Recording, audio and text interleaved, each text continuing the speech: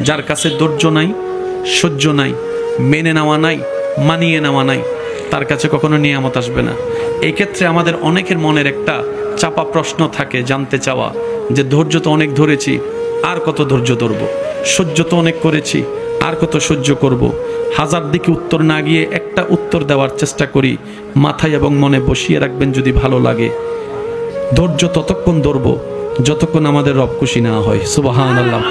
যতক্ষণ রব খুশি না হবে ততক্ষণ ধৈর্য, ততদিন ধৈর্য, তত মাস ধৈর্য, তত বছর ধৈর্য।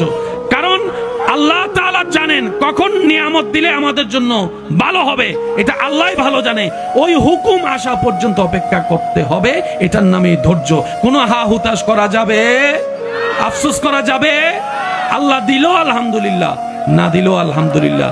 সুখ আপনাকে খুঁজতে হবে না, দেখবেন সুখ আপনার ঘরে নিজে থেকে চলে আসবে। বলেন সুবহান।